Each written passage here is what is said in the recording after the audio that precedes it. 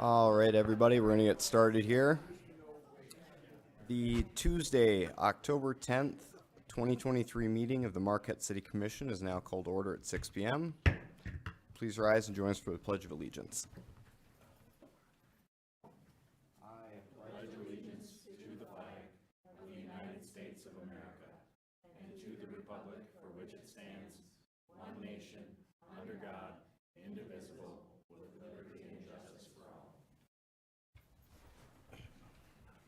All right, City Clerk, if I can get a roll call.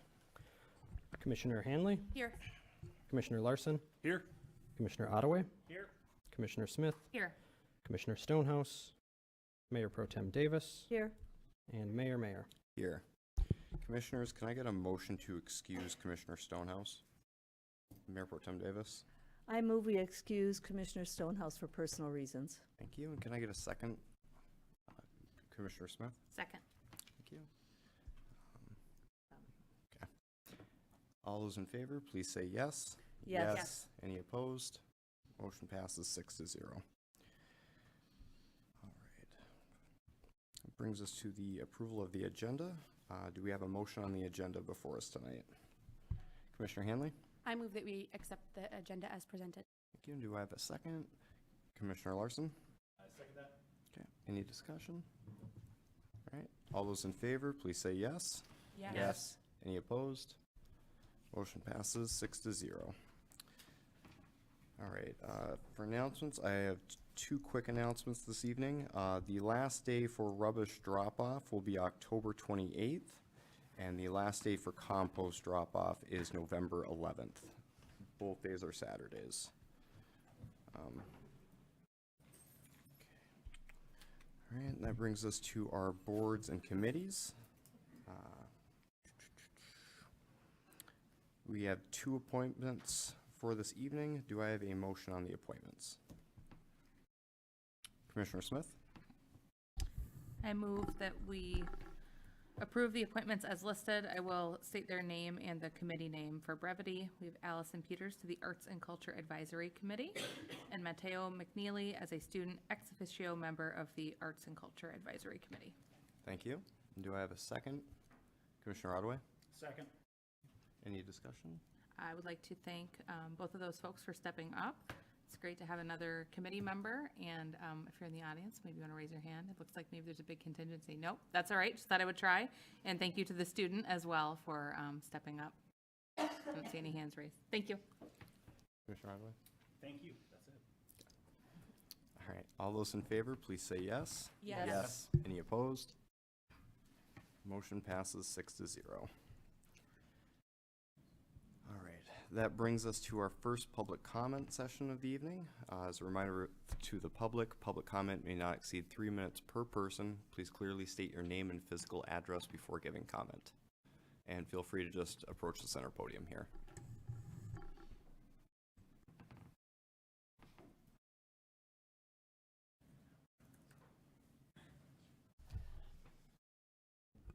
Margaret Brum, 404 East Magnetic Street. I'm here to talk about new business, item 5, the 7 grandfather teachings, the public art contract. The first thing I have to say has to do with how this fits into our current budget situation. And the second thing I have to do fits in with the lawyer and me, because the contract is written doesn't match with the current way that copyright contracts are written. Number one, when I first started attending city commission meetings, which was over 5 years ago, the general fund for the city was over, I believe, $11 million. I could be wrong on that, but I mean, it was well over $10 million. As of this last budget season, my understanding is the general fund is between $5 and $6 million. I don't think I'm overstating that, but I think we've dipped into our savings to the point where over half of our savings are gone. As a consequence, the city's budget is tighter and tight. The last meeting I was at, there was a $40,000 public art project approved, and at this meeting, you're going to be asked to approve a $70,000 public art project. And I posted on Facebook, and I just have one question. I don't understand. I don't understand in a time when our fire trucks broke in half and we had to go to auctions to get new fire trucks that would work. I don't understand why unlike all the other parts of the city that are being asked and are responding to cut their budgets and tighten up. I don't understand why this project isn't deferred until we get our spending more under control. And I have nothing, this has nothing to do with the underlying art. I am not qualified. Ask Carl Mayer. He was the art teacher at the high school, and he told me I had no future in art, and I believed him. I am not talking about the underlying art. I would say this no matter what was being presented. This is two massive public art projects in the last month at a time and place when we're struggling and dipping into our savings. And the second thing is there is a phrase missing from the contract, and I cannot advise the city enough that it needs to be there. The phrase is, it has to be a work made for hire. When it's a work made for hire, the city can register the copyright in its own name, and of course the sculpture gets credit for being the sculpture and all that. But right now you've got it written that the sculptor registers a copyright and then transfers it to the city. But if you use the magic phrase work made for hire, you can register it yourself, and it costs less than $40, and you don't have to go after the sculpture to do paperwork on this. So I'm speaking as an intellectual property attorney. I write these agreements all the time. If you're going to go forward with art like this, we still don't own the design for the Hurley Field basketball court. We never did get the copyright on that. So I'm asking, why are we doing this in a time of budget constraints? Thank you. Anyone else for public comment?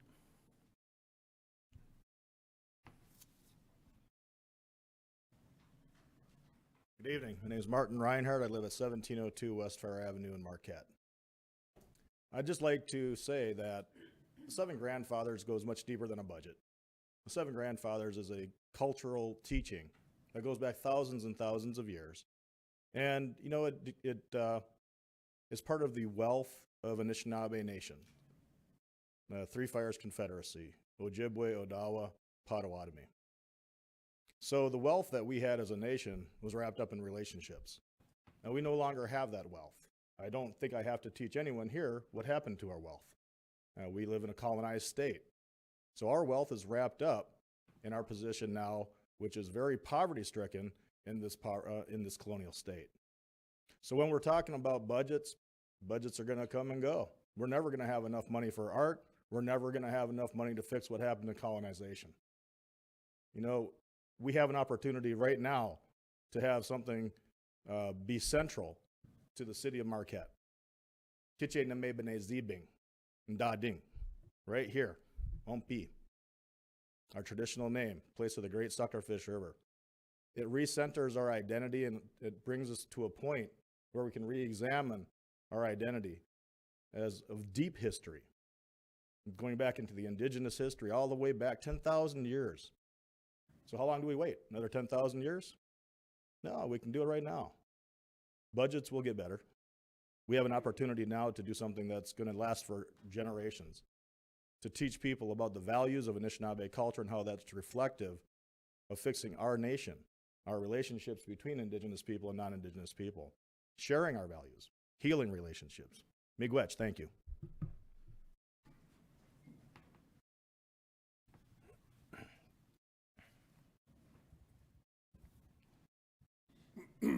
Hello, I'm Jason Quigno, 7092 23rd Avenue, Jenison, Michigan.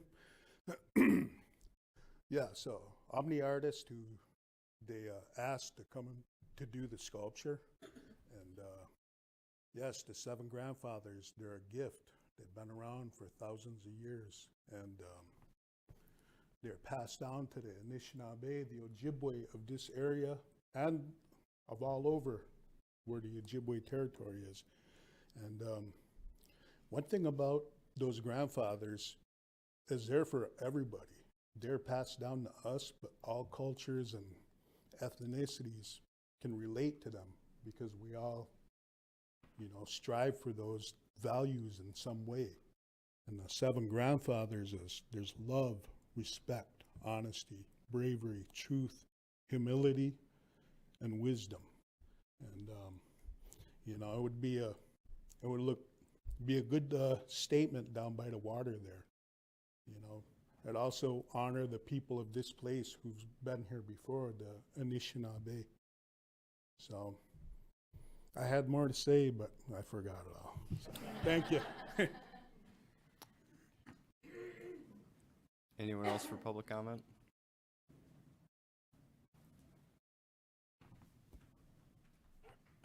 Hi, I'm Emily Lanto. I live at 450B East Ridge. I'm just here in support of the sculpture. I think public art is tremendously important, and I think anybody who maybe doesn't see that hasn't had a chance to see enough public art.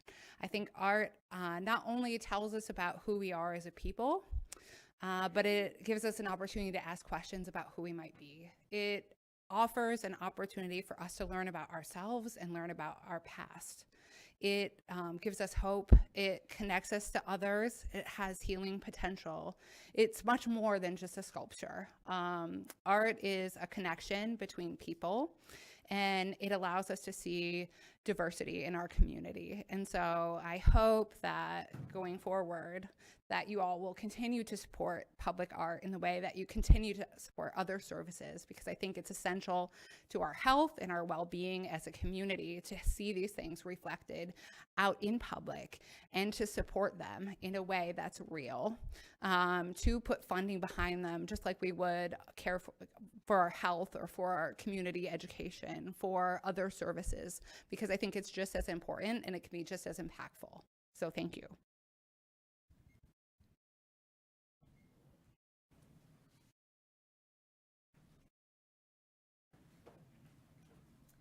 Hello, my name is Christine Granger, 222 Rock Street, just around the corner. I am here to let all of you know there's a huge community out there that is very grateful for the support that you have given the arts over the years. I served on the Arts and Culture Master Plan. I served for Arts and Culture for Marquette. I served on the Public Art Task Force and was the first chair for the Public Art Commission. This town has a really important role, and you are witnessing it by being a part of it. And I think that it is truly important to continue to support the arts as you have been doing. And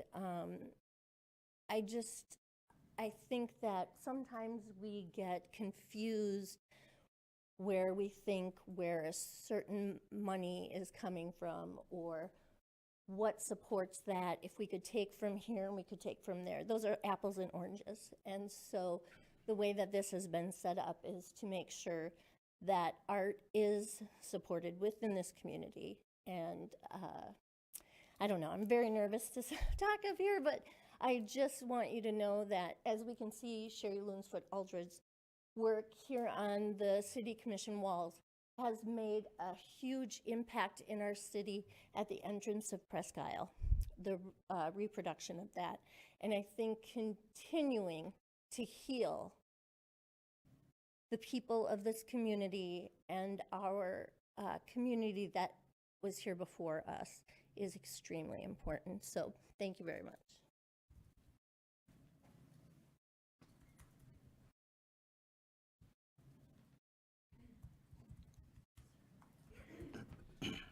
John Magnuson. I'm at 403 East Michigan Street. I'm a resident here in Marquette. I was raised here and I've lived here for the last 25 years. I'm here to support the Seven Grandfathers project, and a couple just quick thoughts. I first of all want to thank you all for the tough work you have to do to pay bills and yet build our city and help our city shine here as a community of integrity and a vision. Now you have a chance, and it's a tough call how you're going to use resources, but I would like to just echo the thoughts of Thomas Berry, who was a theologian, who said years ago that we are all living now as part of a great turning. What he meant was we're looking, we're coming back from here to here. And part of that means to embrace our indigenous history and our brothers and sisters representing that community. One of the great points of interest And a beauty in this town is St. Peter's Cathedral across the street. We all know that. Alongside that, we have a chance now to reclaim an even deeper heritage, which is our Anishinaabe roots here as a community. And we have a chance, you have a chance to make this city of ours glisten, not just with another piece of art, but as a gift of something that is both artistic and spiritual. So go for it and fight it out. But folks have come. You need to hear them. We are your community. Thank you.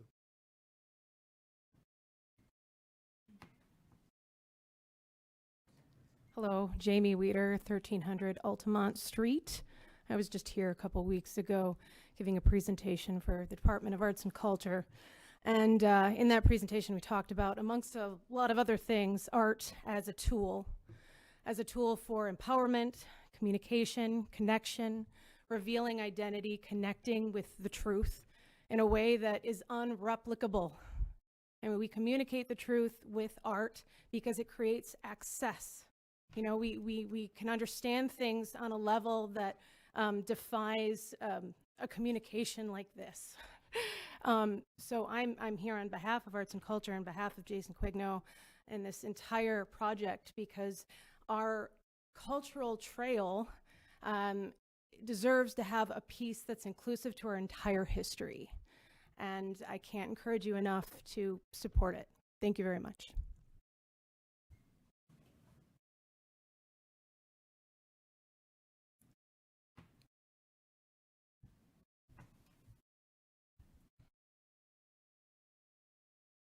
Hi, I'm Jen Ray, 431 East Ridge. I didn't really come here to speak. I just thought I was coming to celebrate this art exhibit that we're going to be doing along the lake shore. So I just want to give support to that. I will let the Indigenous folks speak to the importance of that piece, and the artists speak to the importance of what that brings to our community.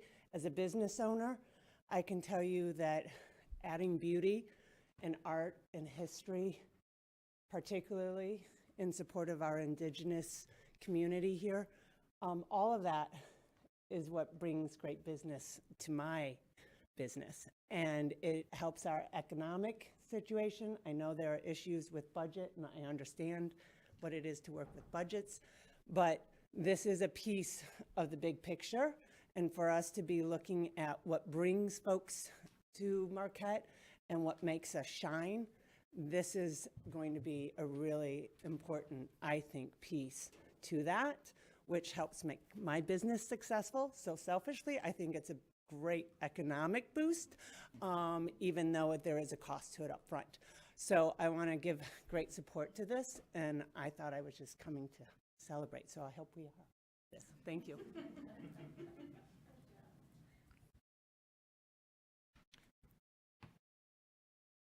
Anyone else for public comment?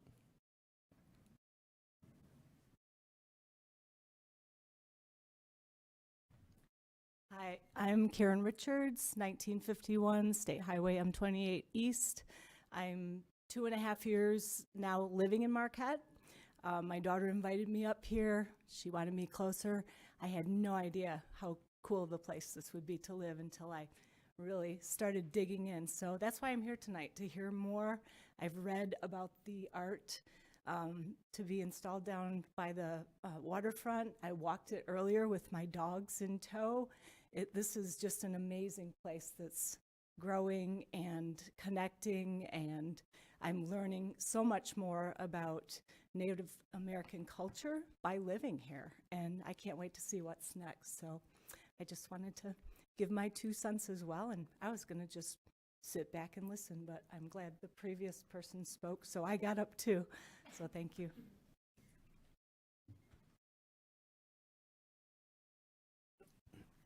My name's Amber Dornwend. I live at 131 West Ohio Street. I just moved back to Marquette a year ago. I'm a working artist here, and one of the reasons I moved back to Marquette is because it is a place that embraces the arts.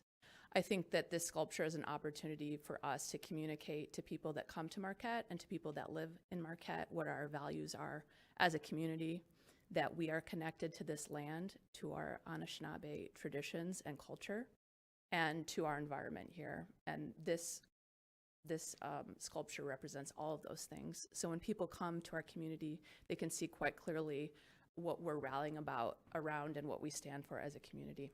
So thank you for your support.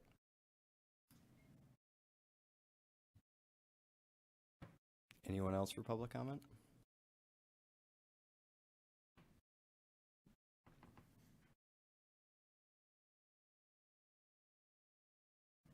I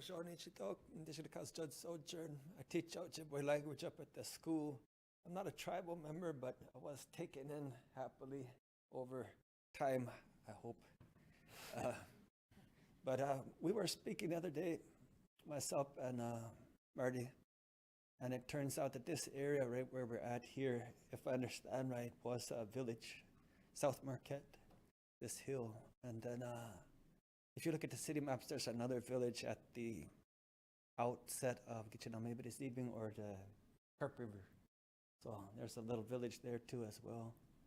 There was also a site, Bogatabe Neashi is the place where you set a net, and that would be the Red Lighthouse Point. And then also a location at Presque Isle, which has to do with lead. I forget, I mean the word has to do with lead anyway. And finally, the Dead River outlet was going to be called Galway Seeping, which to me sounds like a good place to do some spearing for fish, but it also sounds like the word for jealousy, so there's a mystery there.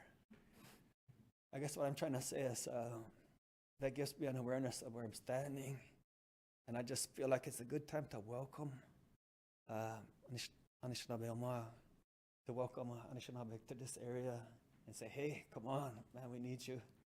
And it's good to see you. I'm saying that much. Oh.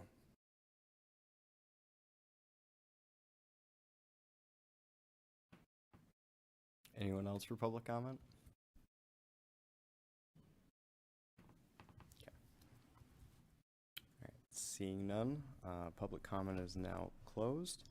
That brings us to our presentation for the evening, which is the Local Officers Compensation Commission by Vice Chair Carl Gordon.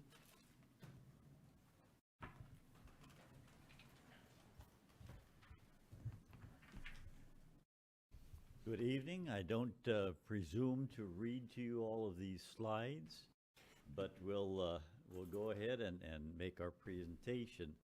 This is a subversive little group. We meet only in odd years, and our purpose is to advise, merely to advise.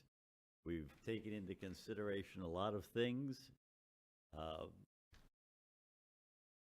Here's who we have currently on our committee.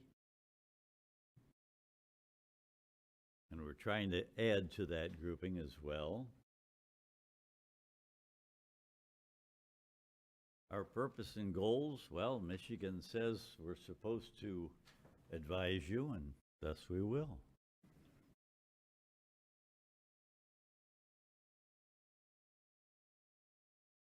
What have we done in the past 2 years, really?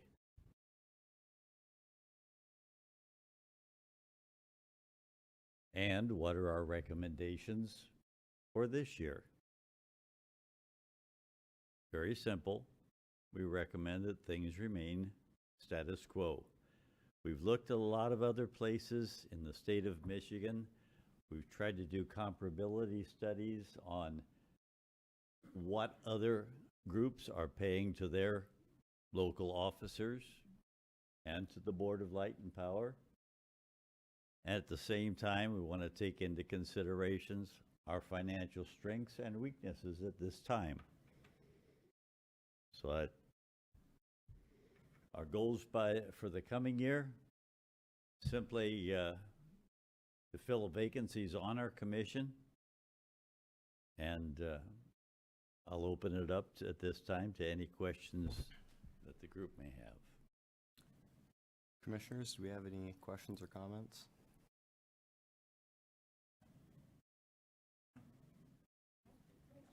I learned a long time ago in the Air Force that you stand up, you speak up, and you sit down.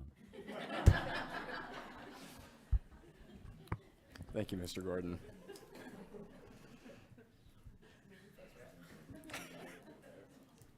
All right. With what is probably the shortest presentation I have ever witnessed, moving on to our one and only public hearing that we have on the agenda this evening, which is the possible city charter amendments. City Clerk, if you could give us the background, please. Thank you, Mayor. Section 13.7 of the Marquette City Charter states that every 10 years, the City Commission shall appoint a charter study group. The charter study group shall review this charter and make recommendations for changes in this charter. The charter study group shall make its recommendations within 1 year after appointment. At the December 19th, 2022 regular meeting, the City Commission appointed a charter study group in accordance with this section. The group was comprised of the city manager, city attorney, and city clerk, and was tasked with determining whether there exists a need for charter amendments. At that time, the commission also directed the city manager to plan for and schedule at least one public hearing in 2023 to obtain public feedback.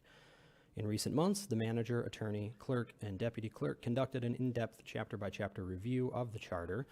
This review and follow-up discussions with city staff resulted in a short list of recommended amendments that was presented to the commission last month. Any proposed charter amendment must ultimately be approved by voters at a citywide election. If the commission decides to pursue amendments, ballot language will be drafted by staff and must then be approved by the city commission and by the offices of the Michigan Governor and Attorney General prior to being put before voters. Having heard a report of the full city charter review, the city commission scheduled tonight's public hearing to solicit public input on the proposed amendments. Fiscal effect, none by this action. Recommendation, following the public hearing, direct staff to draft ballot language for the 6 charter amendments identified by the charter study group. Alternatives as determined by the commission. Thank you, City Clerk. All right, the public hearing is now open. Members of the public wishing to comment specifically on this item have 3 minutes to do so. Same process, just state your name, physical address if you wish to do so, and feel free to approach the center podium.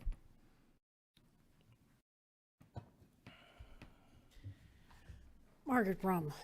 I've had the pleasure of sitting through the city clerk's explanation of how hard this committee worked to look at the charter and look at things that made sense and didn't make sense. And I heartily endorse putting all of these proposed amendments on the ballot for the voters to consider. I've been a candidate for public office several years. The primary is a speed bump in the road, and it's not required. It just isn't required in a town this small to have a primary to winnow down the candidates. And it also is a disruption in the sense of many things happen between the day you file to be elected and the actual election date, but a primary can knock you out before you have a chance to reach the majority of the voters. So again, I think this was excellent work on behalf of this committee. It is very, very difficult to look at procedures like this, which tend to be, densely written, and they've always done this way, and say, hey, why do we always have to do it this way? But speaking as an attorney, I believe this was excellently drafted, and my credit to the people who put it together, because it's clear what you're trying to do is look at what makes sense and what doesn't make sense. So not only do I endorse putting this on the ballot, I endorse making all of the changes as recommended. This is good work. It doesn't get as much attention as public art, but it does put the city in a forward-looking means, and also addresses a good way of taking something out of the budget that doesn't have to be there, which is a primary election. So thank you very much, and I hope you proceed and put this on the ballot as soon as possible. Thank you.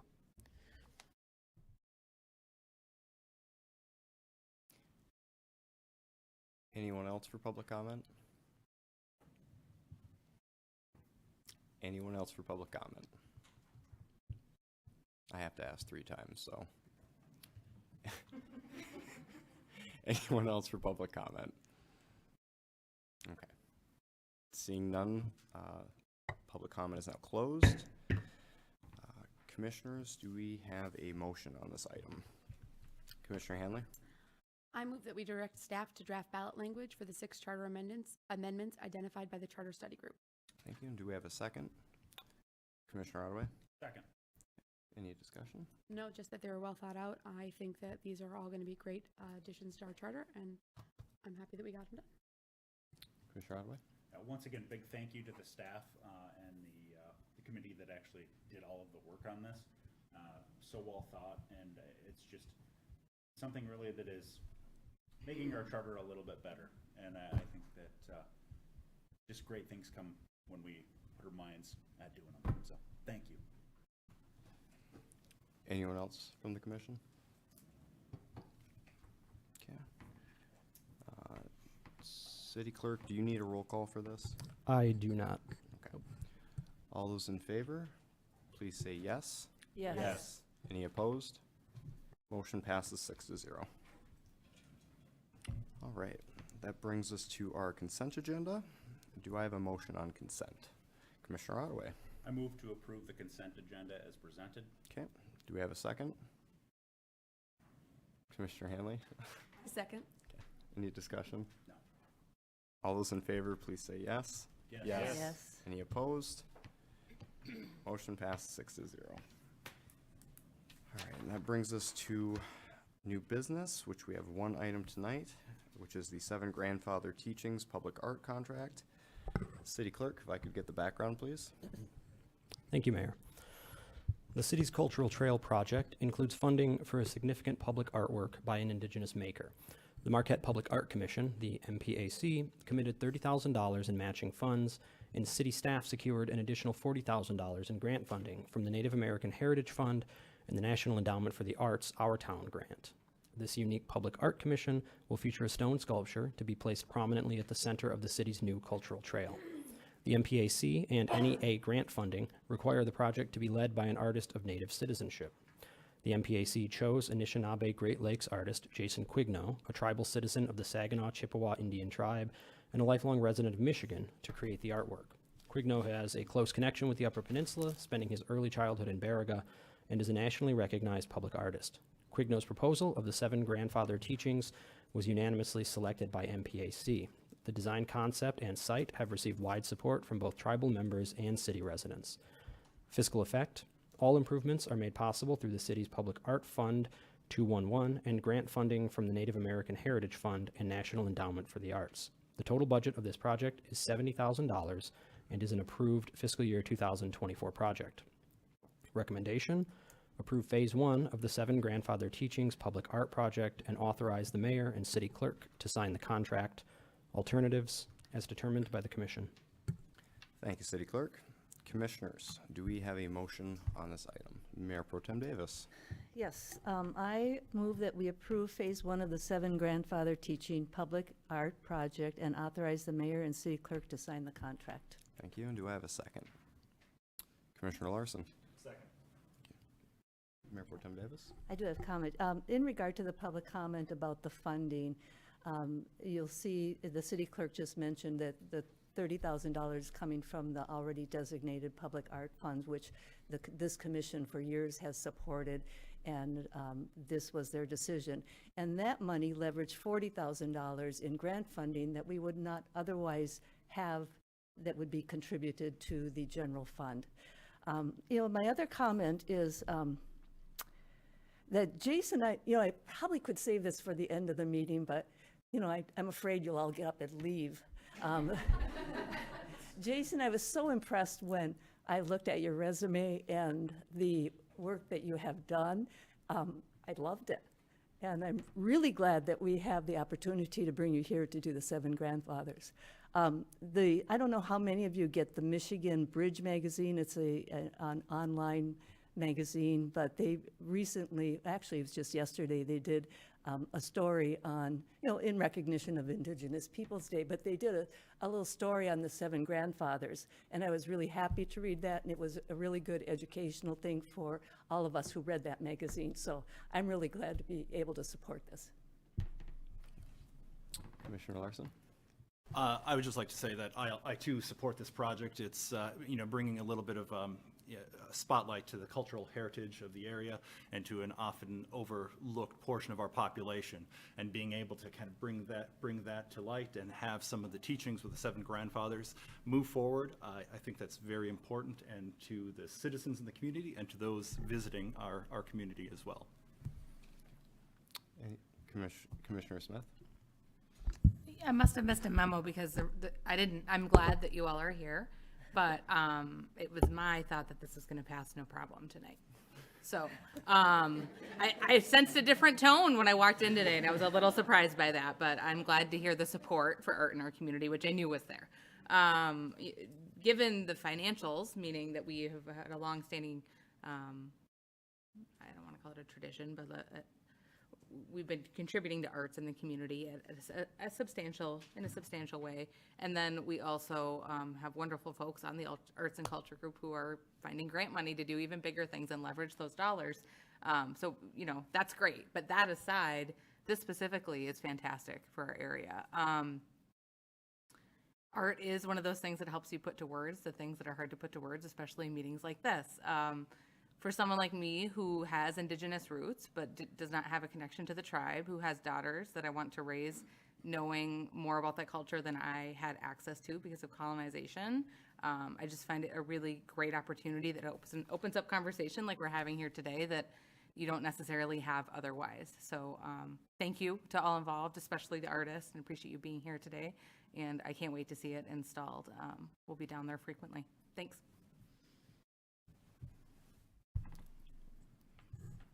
Commissioner Ottaway?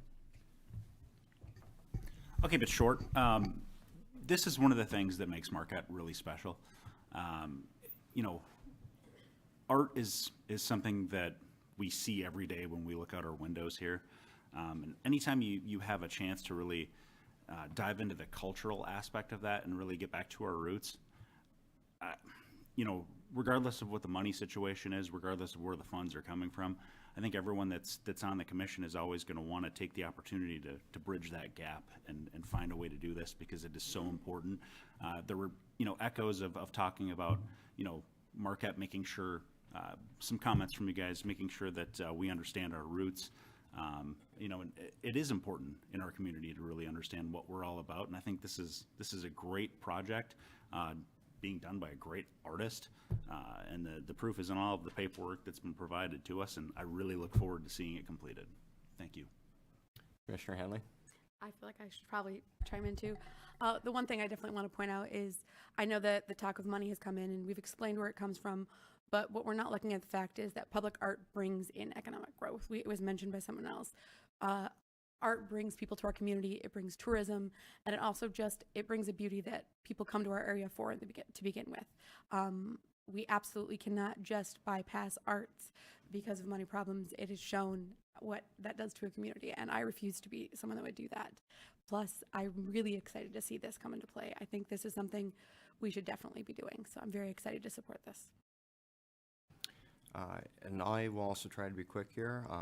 I'm going to first start off by stating again that none of this is coming out of the city's general fund, which I think is an important point. But, I'm so incredibly excited and frankly proud that this project's going to be happening. For me, growing up, my father and even my father-in-law both would never publicly disclose the fact they were tribal members. For a lot of reasons, and going from that to the next, the next generation here, I can be supporting something like this in a public venue is incredible to me. So I'm very excited about this, and I just want to say miigwech to everyone that came out to support it in the event that we felt like we maybe needed that. So it's appreciated. All right, with that. All those in favor, please say yes. Yes. Any opposed? Motion passes 6-0.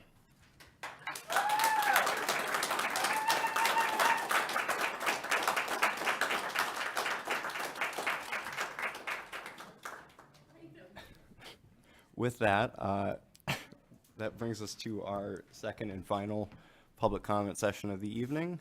Again, members of the public have 3 minutes each for public comment. Feel free to approach the center podium.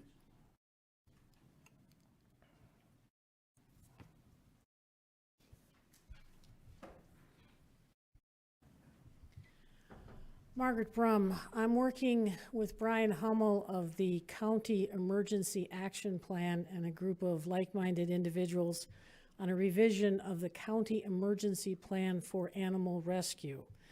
I have been put on a subcommittee, which is what happens when you don't get to the start of a Zoom meeting, to locate land within the city of Marquette that could be used for emergency places where large and small animals could be placed in time of crisis. And so I will be communicating with the city manager and with the commission with a list of places I have identified with my personal knowledge of the city parks. For example, Matson Park has parking availability, has water availability, and with temporary fencing could be temporary housing for certain amounts of large animals. This is just getting started. If you answer my email, you're not making a commitment on behalf of the city. It's simply a list of places we've identified. And before you say, well, why don't we just stash all the animals that need a place out at the fairgrounds? The fairgrounds are our first choice. There's no doubt that the fairgrounds are set up for large animal husbandry and places to put. Unfortunately, in the last month, we've had a fairgrounds with a very significant fire. I don't remember what county it was in, but we have to have the fairgrounds as the number one area, but we also have to have areas where certain things can happen in the event that we're taken away from our primary status. And right now, our current plan is dated from the aught 7s and aught 6s, and it doesn't encompass the sheer amount of, I did not know how many horses there were in Marquette County. I didn't know how many sheep. I once went to a drill about how you dealt with feral pigs, and apparently having foam styrofoam to guide them is not enough. You need better. I mean, it's very complicated, and we've got group members who are taking active classes in it. Anyway, this is probably the first you've heard of it. I was going to bring it to the county, but they lost a county member, and I didn't feel it was appropriate to start there. So you will be receiving an email from me. Again, Brian will be copied on it with a list of places I've identified. We're not asking anything from you at this time, just a heads up. And when the county decides to move forward, then they'll be officially in touch with you. Thank you for your time listening to me.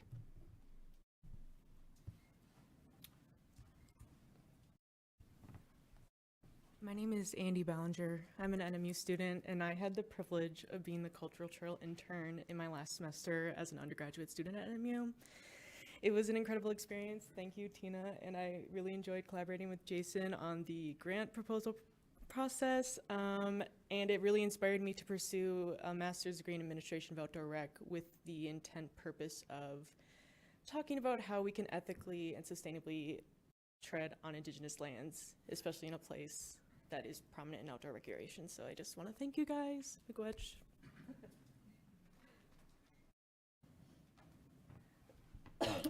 Anyone else for public comment? Seeing none, public comment is now closed. That brings us to comments from the commission. I'm just going to start it off with Commissioner Hanley. And I have no comments tonight. Okay. I would just like to thank everybody for coming. I think for any issue that we have in front of us, having a robust public discussion and folks that come out to speak on things that they're passionate about is certainly important. And Marquette certainly is one of those places. So again, I appreciate you for coming out and speaking on what matters to you. Commissioner Ardway. Thank you all for coming. I think this is a, once again, all of the commission kind of said that this was a slam dunk, but I think it does speak volumes to have you all here and just show the importance, especially, to some of you whose own culture this is really affecting and showing. I will say, just as a commission alone, we have a couple of tribal members up here. We have a bunch of white people up here too. But I think that we all, kind of make our we make Marquette our home. One of the big reasons is because of the great diversity we have and really trying to understand each other's cultures. And I think this you know, is something that makes me very proud to be here. So thank you for all of that. Thank you for showing your support. Come to some other things, like seeing you here. Thank you. Mayor Pro Tem Davis? Yes, I have just one thing, and that is just to announce once again that we have a candidate forum on this coming Thursday, and hopefully you haven't made your mind up on who you're going to vote for the City Commission or for the Board of Light and Power. We have 3 seats open here on the City Commission. We have 5 people running for those seats. We have 2 seats open on the Board of Light and Power. We have 4 people running for those seats. You'll have an opportunity to hear them speak. So this Thursday, 6 o'clock at the Kaufman Auditorium. And that's sponsored by the League of Women Voters. Commissioner Smith? Pro Tem Davis, you said the only thing I was going to say. So well done. I hope people vote in the election, whether that's absentee or in person, first Tuesday in November. Again, the City Commission has 3 seats open, and the BLP has 2 seats open, which is Board of Light and Power, which is also our municipal utility. I feel like it feels unimportant to some to vote in local elections, but I personally feel that they're the most important because well, I'm glad to see head nodding, but spread the word because, you know, it really impacts your day-to-day living. The budget's here more than, you know, maybe state and federal. It doesn't always trickle down to us here. So tell your friends and family, get out and vote. Thanks. I really don't have anything to add. I, again, would just like to echo just my thanks to everyone coming and being here today, and for not, like, bolting out the door the moment the one agenda item was done. But feel free to come more often. Yeah. With that, I'm going to kick things over to our city manager. Thank you. Just a couple of items here with some upcoming dates. Starting on October 12th, it kicks off State of the Arts, and that is Thursday, and there are several events between the 12th and the 15th, those few days. So I do encourage you to visit the mqtcompass.com to really look at those events. It does end with the annual Art Awards ceremony on Sunday, October 15th, which is a beautiful time to really celebrate local awards for those that are involved in the arts, but then also that support the arts as well. So again, look at the Marquette Compass page to get more details. And then tomorrow is my monthly community office hours from 10 to noon over at Peter White Public Library in the Shirus room. So please come on over for a cup of coffee and have a chat. And I've had a lot of people coming in talking about the great things like this. So it is nice to have that connection with the community. And then lastly, the Fire Prevention Week, which is usually our static display over near Harlow Park, was rescheduled from this past weekend to this next weekend, and that is Saturday, October 14th, from 11 to 1 over near Harlow Park, and in that area where you see all the fire trucks, and there's a small parade, but that is weather dependent, of course. It is that time of year, but come on out and participate with us on that. That's all. Thank you. Thank you. All right, the time is 6:48, and we are adjourned.